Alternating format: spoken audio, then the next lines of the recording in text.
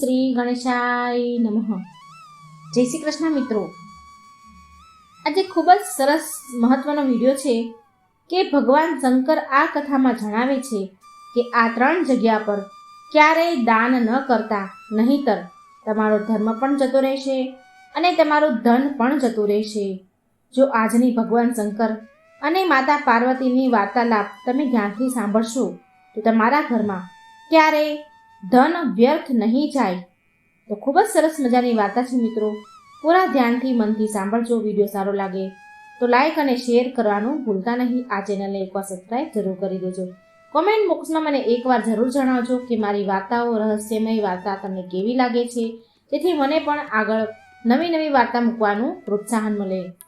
તો મિત્રો ચાલો સાંભળીએ વાર્તા. ઓમ નમઃ શિવાય. શિવ શક્તિની જય. એક દિવસ માતા પાર્વતી પૃથ્વીલોકનું ભ્રમણ કરવા માટે પૃથ્વીલોક પર આવ્યા. માતા પાર્વતી પૃથ્વી ઉપર આવી સુંદર પ્રકૃતિ જોવા લાગ્યા. પ્રકૃતિ જોતા પર્વતના કિનારા ઉપર વસેલા એક નાનકડા નગરમાં પહોંચી જાય છે. માતા પાર્વતી લીલા વૃક્ષો, ખેતરમાંનો સુંદર લહેરાતો પાક અને ફૂલોની સુગંધ લેતા આગળ વધે છે. ત્યારે માતા પાર્વતી એક મોટા ગોબર એટલે કે છાણને ખાનારા એક મોટા કીડાને જુએ છે. એ મોટા કીડાને ખાવા માટે તેની પાસે એક સાપ ફેણ ચડાવીને બેઠો હતો. જ્યારે સાપ એ કીડાની પાસે જાય છે ત્યારે એ કીડો અચાનક માણસના સ્વરૂપમાં બદલાઈ જાય છે. માતા પાર્વતીએ જોયું કે આ છાણ ખાવાવાળો કીડો એક સુંદર અને દિવ્ય રાજાના સ્વરૂપમાં પરિવર્તન થઈ જાય છે. આ બધું જોઈ માતા પાર્વતી હેરાન રહી ગયા. એ સમયે રાજા તો ત્યાંથી ચાલ્યો ગયો ને માતા પાર્વતી પણ મહાદેવ પાસે આવ્યા.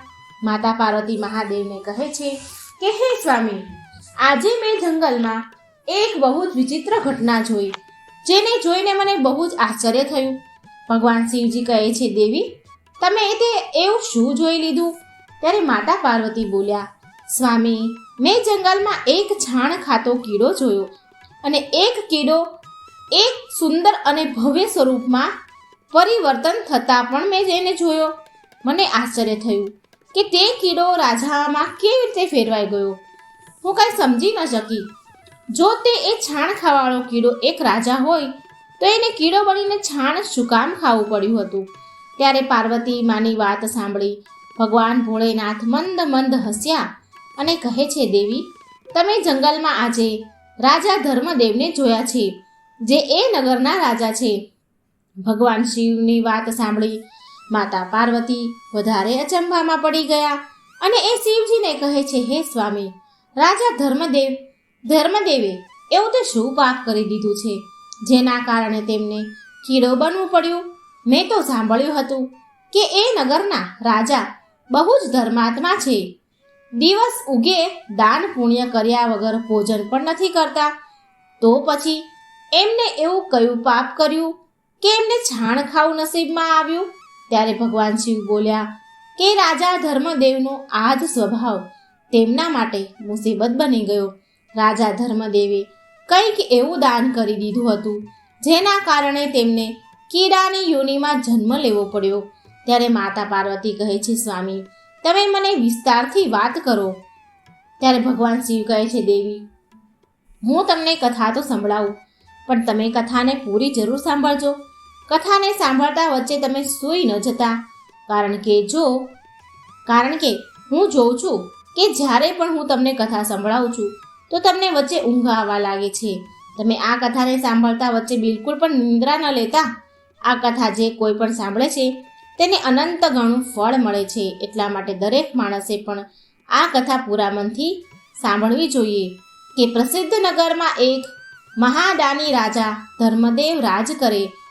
રાજા એટલા બધા દાની હતા કે જ્યાં સુધી પોતાના દરવાજા પર આવેલા ભૂખ્યા, ભિખારી અને બ્રાહ્મણોને ભોજન ન કરાવી દે ત્યાં સુધી એ સ્વયં પણ ભોજન ન કરે. આવો એનો રોજનો નિયમ હતો કે જ્યાં સુધી એ ભૂખ્યા બ્રાહ્મણોને ભોજન ન કરાવે ત્યાં સુધી પોતે પણ ભોજન ન કરે. આ એમનો રોજનો નિયમ. પૂરા નગરમાં તેમની ખૂબ પ્રશંસા થતી. રાજા ધર્મદેવનું દાન ધર્મ કરવાનો પણ એક નિયમ સમય હતો. એક નિશ્ચિત સમય સુધી જ એ દાન કરતા હતા. રાજા ધર્મદેવ સવારે 10 વાગ્યાથી લઈને દાન આપતા અને સૂર્યાસ્ત પછી એમના દરવાજે કોઈ દાન લેવા આવે તો રાજા એમને દાન આપતા નહીં, પણ બીજા દિવસે આવવાનું કહેતા. રાજાની ખ્યાતિ ધીરે ધીરે દેશ વિદેશમાં થવા લાગી. હવે તો દરરોજ રાજા ધર્મદેવના દરવાજે માણસોની ભીડ વધવા લાગી. રાજા ધર્મદેવ દરરોજ પોતાની બંને હાથથી હથેળીમાં જેટલા પણ સોના મહોર આવે એટલું ધન એક વ્યક્તિને દાનમાં આપી દે. માણસો રાજાની જય જયકાર કરતા દાન લઈ જતા. આવી રીતે રાજા સુખ શાંતિથી જીવી રહ્યા હતા. એક દિવસ થયું એવું કે આ નગરની પાસે એક જંગલમાં એક ગરીબ બ્રાહ્મણ પરિવાર રહેતો હતો. બ્રાહ્મણ બહુ તપસ્વી હતા. તેની મહેનતથી જે કાંઈ પણ મળે એનાથી એ પોતાનું ગુજરાન ચલાવતા. એક દિવસ તેમની પત્ની બ્રાહ્મણીએ કોઈના પાસેથી એવું સાંભળ્યું કે આ નગરના રાજા ખૂબ જ દાની છે. જે પણ એના આંગણે આવે છે એને રાજા જરૂર દાન આપે છે. બ્રાહ્મણીએ વાત સાંભળી અને બ્રાહ્મણ પાસે ગઈ અને કહે છે, સ્વામી, આપણા નગરના રાજા ખૂબ જ દાની છે. તેમના દરવાજાથી આજ સુધી કોઈ પણ નિરાશ પાછું ફર્યું નથી. તમે પણ રાજાના દરબારમાં જાઓ. રાજાની પાસેથી દાનમાં જે પણ મળે તેમાંથી આપણે સારી રીતે આપણું ગુજરાન કરી શકીશું. ત્યારે બ્રાહ્મણ કહે છે કે જુઓ પ્રિય, મારી જિંદગીનો અડધો સમય તો વીતી ગયો છે અને હવે અડધો સમય બાકી રહ્યો છે. એ પણ હું જેમ તેમ કરીને વિતાવી લઈશ, પણ હું કોઈના દરવાજે હાથ લાંબો કરવા માટે નહીં જાઉં. ત્યારે બ્રાહ્મણી બોલી, મહારાજ, તમે આ કેવી વાત કરી રહ્યા છો? જ્યારે આપણા રાજા દાન આપી રહ્યા છે તો પ્રજાને દાન લેવું જોઈએ. અને પછી એમાંય આપણે તો બ્રાહ્મણ છીએ, આપણો તો ધર્મ છે દાન લેવાનો. હું કહું છું ને કે તમે એક વખત રાજાની પાસે જરૂર જાઓ. બ્રાહ્મણી આગળ કહેવા લાગી, જુઓ, પોતાના પરિવારનું સારી રીતે પાલન પોષણ કરવાની જવાબદારી દરેક પતિ પત્નીની છે. ભગવાન શંકર આગળ બોલ્યા, દેવી. બ્રાહ્મણીની વાત સાંભળીને બ્રાહ્મણ રાજાના દરબારમાં જવા માટે તૈયાર થઈ ગયા. બ્રાહ્મણ પોતાના ઘરેથી રાજા ધર્મદેવના રાજમહેલની તરફ નીકળી પડે છે, પણ બ્રાહ્મણને ચાલતા ચાલતા સાંજ પડી ગઈ અને આ બાજુ રાજા ધર્મદેવને દાન આપવાનો એક નિશ્ચિત સમય હતો કે એ દિવસે રાજાના દરબારમાં જેટલા પણ દાન લેવા માટે બ્રાહ્મણ અને ભિખારી આવ્યા હતા એ બધાને જ દાન લઈને જતા રહ્યા હતા. હવે રાજાનું દાન આપવાનો સમય પૂરો થઈ ગયો હતો. બધી દાન પેટી ઉપર તાળા વખાઈ ગયા. આ બાજુ બ્રાહ્મણ બહુ દૂરથી પગપાળા ચાલીને આવી રહ્યો હતો, પણ બ્રાહ્મણને આવતા સુધી તો સૂર્ય અસ્ત થઈ ગયો. હવે રાજા ધર્મદેવ દાન આપવાનું બંધ કરી દીધું. રાજાના સૈનિકોએ દાન પેટીને લઈ મહેલની તરફ જઈ રહ્યા હતા. એ જ સમયે બ્રાહ્મણ તેમના માર્ગમાં આવ્યો અને ખૂબ જ વિનંતી ભર્યા ભાવમાં કહે છે, હે મહારાજ, મેં સાંભળ્યું છે કે તમે ગરીબને દાન આપો છો. હું પણ એક ગરીબ બ્રાહ્મણ છું અને બહુ દુઃખી છું. દૂરથી ચાલીને તમારા દ્વારે આવ્યો છું. કૃપા કરીને મને પણ દાન આપો. સૂર્ય અસ્ત પછી પોતાની પાસે બ્રાહ્મણને આવેલો જોઈ રાજાએ કહ્યું, બ્રાહ્મણ દેવ, મને માફ કરી દો. હું સૂર્ય અસ્ત થયા પછી દાન આપવાનું બંધ કરી દઉં છું. તમે મારી પાસે સૂર્ય અસ્ત થયા પછી આવ્યા છો. હવે તમે પાછા જતા રહો અને કાલ સવારે મારી પાસે આવજો. હું તમને જરૂરથી દાન આપીશ. આજ નહીં, પણ કાલે જ્યારે તમે મારી પાસે આવશો ત્યારે હું તમને આજનું દાન પણ આપી દઈશ. ભગવાન શંકર કહે છે, દેવી, બ્રાહ્મણ થોડો વધારે જીદ્દી સ્વભાવનો હતો એટલે એ કહેવા લાગ્યો, મહારાજ, મને આજે જ દાન આપો. હું કાલની રાહ નહીં જોઈ શકું. રોજ રોજ હું દાન લેવા માટે તમારી પાસે ન આવી શકું. રાજાને બ્રાહ્મણની વાત સાંભળીને બહુ ક્રોધ આવ્યો, પણ બ્રાહ્મણ જાણીને રાજાએ તેને સમજાવતા કહ્યું, બ્રાહ્મણ દેવ, તમારે કાલે જ દાન લેવા માટે આવવું પડશે. હું તમને કાલે જ દાન આપી શકું છું, આજે દાન નહીં આપી શકું. પછી બ્રાહ્મણ કહે છે, નહીં મહારાજ, હું તમારી પાસેથી આજે જ દાન લઈને જઈશ. કાલે હું તમારી પાસે દાન લેવા આવીશ નહીં. બ્રાહ્મણની આ વાત રાજાને સારી ન લાગી. રાજાને બ્રાહ્મણની વાતથી બહુ ગુસ્સો આવી ગયો. રાજા ગુસ્સામાં ચાલતો ચાલતો પોતાના ઘોડાના અસ્તબળ સુધી આવી ગયો અને જ્યારે રાજાએ જોયું કે આ બ્રાહ્મણ તો દાન લેવાની હઠ કરી રહ્યો છે, ત્યારે રાજાએ ગુસ્સામાં આવી ઘોડાની લાજ લઈ દાનના રૂપમાં આપી દીધું. બ્રાહ્મણના કમંડળમાં નાખી દીધી. બ્રાહ્મણ સન્માન સાથે ઘોડાની લાદનું દાન સ્વીકારી લે છે, એટલે કે જે છાણ હોય છે ઘોડાનું એ સ્વીકારી લે છે. પોતાના ઘરની તરફ ચાલ્યો જાય છે. આ બાજુ ઘરે બ્રાહ્મણે તેની રાહ જોઈને બેઠી હતી. એ બેઠી બેઠી વિચાર કરતી હતી કે મારા પતિ રાજાની પાસેથી દાન લઈને હવે આવી જ રહ્યા હશે. રાજાએ તેમને દાનમાં સોનાની મહોરો આપી હશે, જેનાથી અમારી દરિદ્રતા દૂર થઈ જશે. બ્રાહ્મણ દાનમાં ઘોડાની જે છાણ હોય, જે ઘોડાનું છાણ હોય એ લઈને ઘરે પહોંચ્યો તો તેની પત્ની તેને જોઈને બહુ રાજી થઈ અને બ્રાહ્મણને કહેવા લાગી, જુઓ, હું તમને કહેતી હતી ને કે મહારાજના દરબારમાં દાન લેવા માટે જશો તો તે તમારી દરિદ્રતા દૂર કરી નાખશે. આ સાંભળીને બ્રાહ્મણ બોલ્યો, હે દેવી, દાન આપવા વાળાએ દાન આપી પણ દીધું છે અને મેં એની પાસેથી દાન લઈ પણ લીધું છે. તમે હવે એક કામ કરો, આ જગ્યાને છાણથી લીપી દો, ત્યારે જ હું તમને રાજા પાસેથી મળેલા દાનને દેખાડીશ, નહીતર આ દાન અપવિત્ર થઈ જશે. બ્રાહ્મણી તો ખૂબ જ રાજી થઈ. બ્રાહ્મણે એ જગ્યાને છાણથી લીપી નાખી અને એ જગ્યાએ એક ઘીનો દીવો પ્રગટાવ્યો અને ત્યાં જઈને બેસી ગઈ. ભગવાન શંકર કહે છે કે તેના પછી બ્રાહ્મણે ઘોડાની જે લાદ હતી તે ભરેલું કમંડળ બ્રાહ્મણીને આપી દીધું. આ જોઈને બ્રાહ્મણી ખૂબ આશ્ચર્યચકિત થઈ ગઈ. આ કેવો મજાક છે? બ્રાહ્મણે કહ્યું, મજાક નથી, આ તો રાજાએ મને દાનમાં આપ્યું છે. દાન મેં તને લાવીને આપી દીધું. હવે તો બ્રાહ્મણી બહુ દુઃખી થઈ જાય છે. એ રાજાએ ઘોડાની લાદનું દાન આપ્યું. શું રાજાની પાસે ધનની કમી થઈ ગઈ? કંઈ વાંધો નહીં, રાજાથી કંઈ ભૂલ થઈ ગઈ હશે. તમે કાલે સવારે ફરીથી રાજાની પાસે જજો.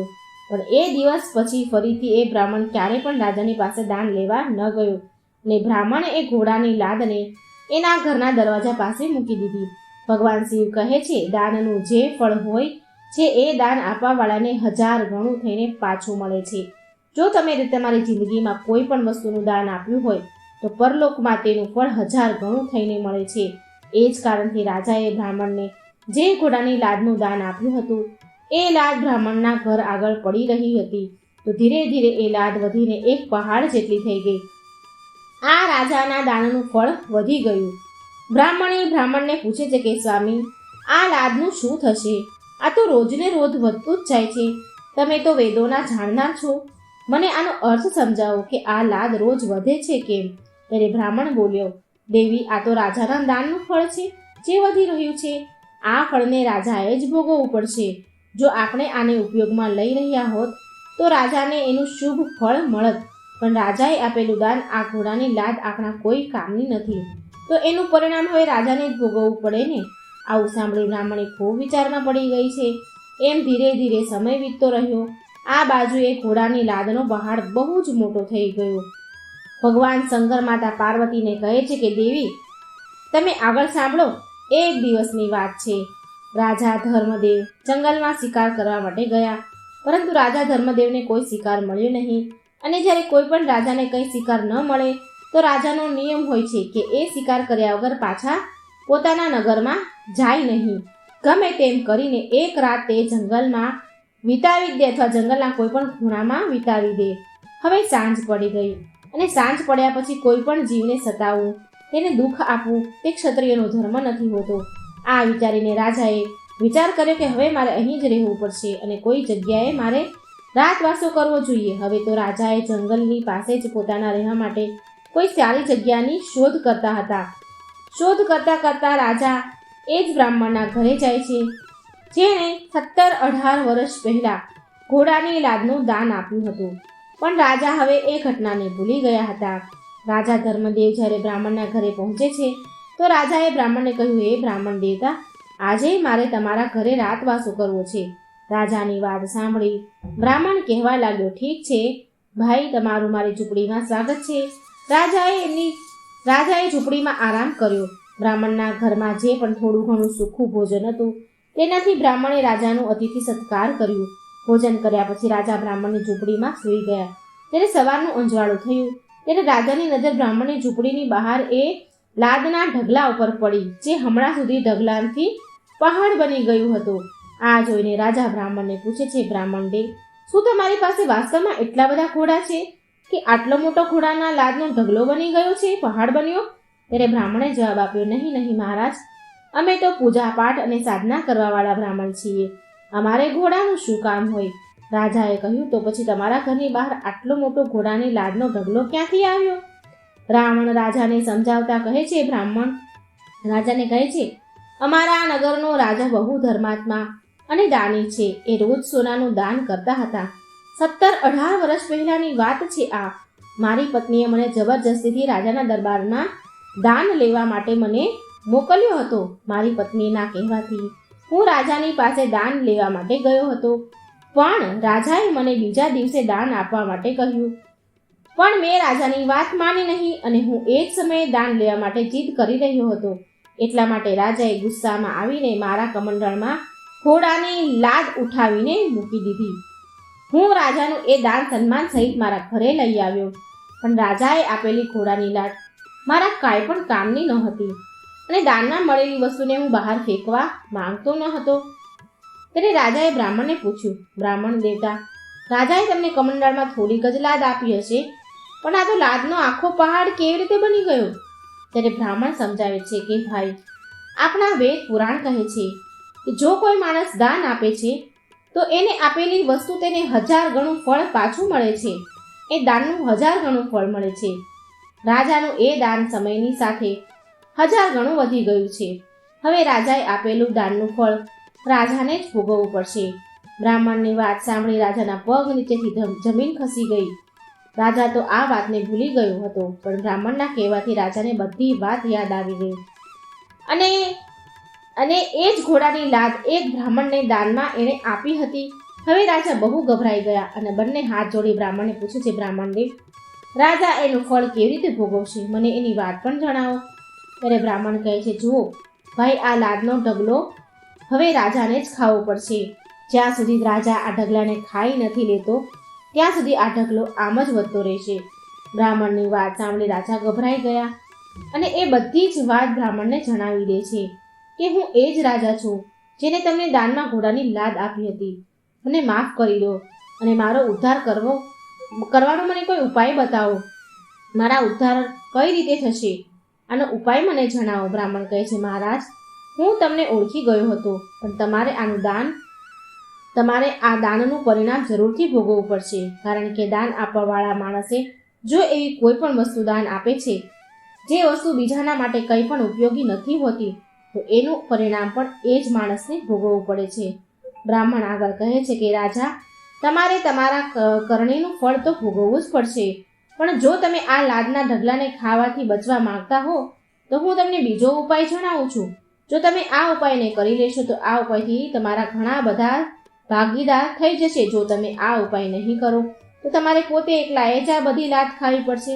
બ્રાહ્મણ કહે છે, રાજન, જો તમે સ્વયં પોતાની નિંદા કરાવશો, જેટલી પણ આ રાજ્યમાં તમારી નિંદા થશે એટલી જ આ લાદનો ઢગલો ઓછો થઈ જશે. ત્યારે રાજા કહે છે, બ્રાહ્મણ દેવતા, પણ મારી નિંદા કોણ કરશે? બધા જ મારી પ્રશંસા કરે છે. ત્યારે બ્રાહ્મણ કહે છે, રાજા, તમે એક કામ કરો, તમારા જે કુળ પુરોહિત છે તેની કન્યાને તમે જબરજસ્તીથી હાથ પકડીને તમારા મહેલમાં લઈ જજો અને પુરોહિતના કહેવાથી પણ તમે એની કન્યાને પાછી સોંપતા નહીં. આ પ્રકારે તમારા રાજ્યમાં તમારી નિંદા થવાની શરૂ થશે, પણ એ કન્યાના પ્રત્યે તમારી નજરમાં મેલ હોવો જોઈએ નહીં. એ પુરોહિતની દીકરીને તમે તમારી સગી દીકરી ગણીને મહેલમાં લઈ આવજો. તમે એ વાત કોઈને કહેતા નહીં કે તમે એ પુરોહિતની કન્યાને તમારી દીકરી ગણીને લાવ્યા છો. તમે પુરોહિતની કન્યાને રાણીની પાસે લઈ જજો અને રાણીને કહેજો કે પુરોહિતની કન્યાને પોતાની દીકરીની જેમ રાખે. આ રીતે તમારા નગરના બધા લોકો એ સમજશે કે તમે નિંદા લાયક કંઈક કામ કર્યું છે. આ રીતે આખા નગરમાં તમારી નિંદા થવાનું શરૂ થશે અને આ લાદનો ઢગલો ઓછો થતો જશે. રાજા અને બ્રાહ્મણને આ ઉપાય સમજમાં આવી ગયો. નગરમાં આવી રાજા બ્રાહ્મણના કહ્યા અનુસાર તેના કુળના પુરોહિતની દીકરીને પોતા મહેલમાં લાવી દે છે અને રાણીને પોતાની દીકરી ગણીને તેનું પાલન પોષણ કરવા માટે કહ્યું. ત્યારે રાણી રાજાને કહે છે કે મહારાજ, તમે આ કન્યાને આવી રીતે રાજમહેલમાં કેમ લઈ આવ્યા છો? આ તો આપણા કુળની પુરોહિતની દીકરી છે. ત્યારે રાજા કહે છે કે રાણી, તમે આ વાતની જાણ બીજા કોઈને ન કરતા. હું જે કંઈ પણ કહી રહ્યો છું એ હું મારા ઉદ્ધાર માટે કરી રહ્યો છું. આગળ ભગવાન શંકર માતા પાર્વતીને કહે છે કે પાર્વતી જુઓ, રાજા જ્યારે પુરોહિતની કન્યાને લઈ જઈ રહ્યો હતો ત્યારે નગરના બધા લોકો તેને જોયો. બધા લોકો જુએ છે. એ સમયે તો કોઈ પણ લોકોએ કંઈ ન કહ્યું, પણ હવે ધીરે ધીરે આખા નગરમાં રાજાની નિંદા થવા લાગી. લોકો રાજાની નિંદા કરતા કહે છે કે આ રાજા તો દુષ્ટ છે, ખૂબ દુષ્ટ માણસ છે.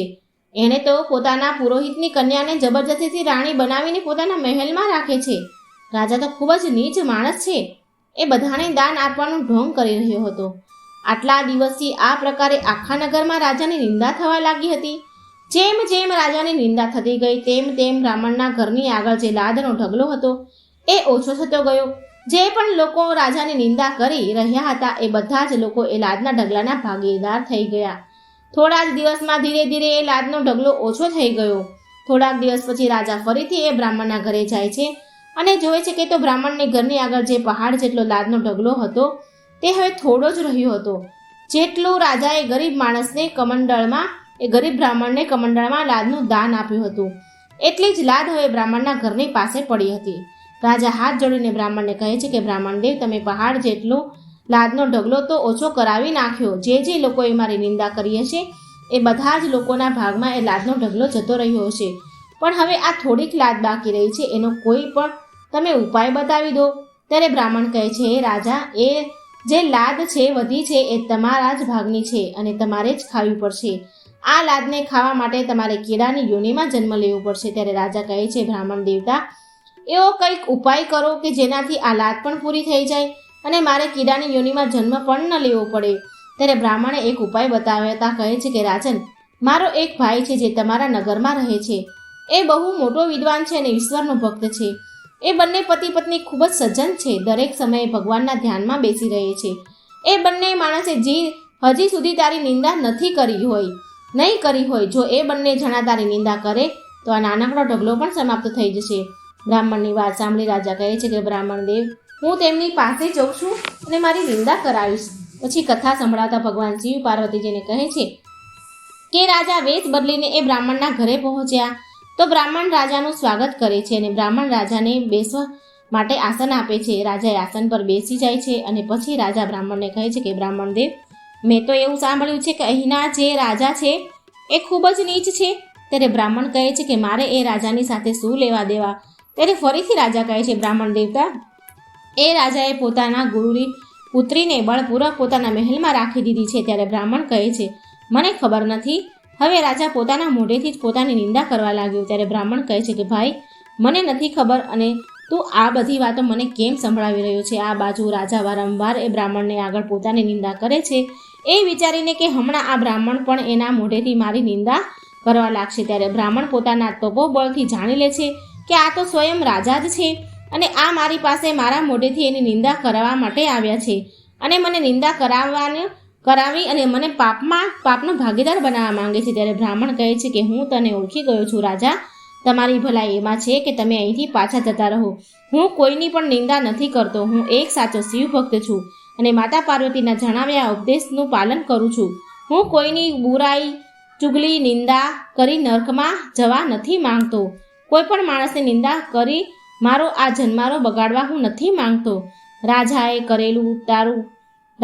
તે કરેલું તારું પાપ તારે પોતાને જ ભોગવવું પડશે. બ્રાહ્મણ ગુસ્સો કરે છે, રાજાને ત્યાંથી ભગાડી મૂકે છે. નિરાશ થઈ રાજા બ્રાહ્મણના ઘરે પાછો આવી જાય છે, પોતાના મહેલમાં જાય છે અને પછી એક દિવસ રાજા એ જ ગરીબ બ્રાહ્મણના ઘરે ગયા જ્યાં ઘોડાની લાદનો હજી થોડો નાનો એવો ઢગલો પડ્યો હતો.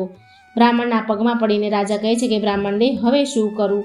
કશું ઉપાય નથી રહ્યો. ત્યારે બ્રાહ્મણ કહે છે કે રાજન, હવે કંઈ પણ ઉપાય નથી રહ્યો. તારે પોતાને જ તે દાનમાં આપેલા ઘોડાની લાદ ખાવી પડશે.